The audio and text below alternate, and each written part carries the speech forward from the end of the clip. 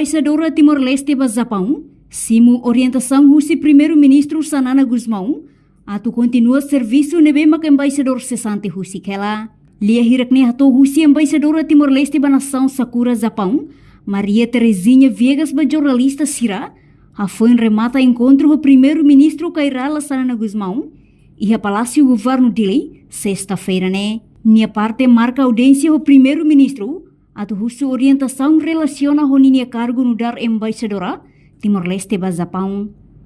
No durante encontro, chefe governo foi orientação atu embaixadora Fong, continua halau serviço nebe mak embaixador cessante husikela, continua halau cooperação, com recomendação sira nebe ihaona. Audiência ao senhor, excelência senhor primeiro-ministro, na qualidade dessa embaixadora do Japão, molocato halau o exerce a minha canaria país nebe mak kami destina ou destaca ba, a mim mai halau audiência e em particular hau rasik na qualidade dessa embaixadora, mas halo audiência ao senhor primeiro-ministro, no dar chefe do governo, a tu russo orientação, o senhor primeiro-ministro relaciona com o minha cargo nebe maka o assumido da agora.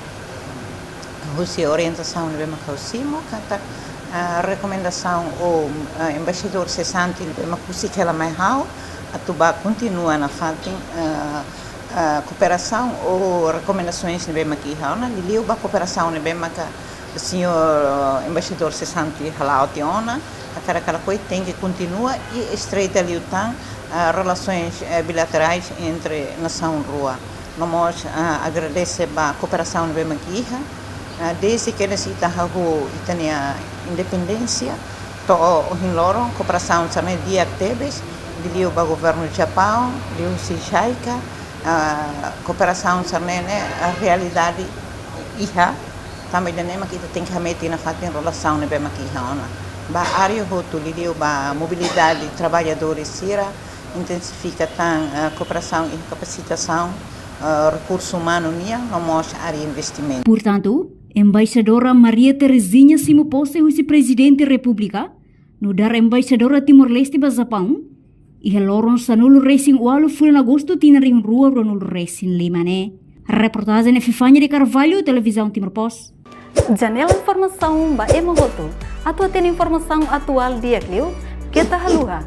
Haneham botão subscribe, like. Halo comentário no fahe tutang ba media sosial hotu.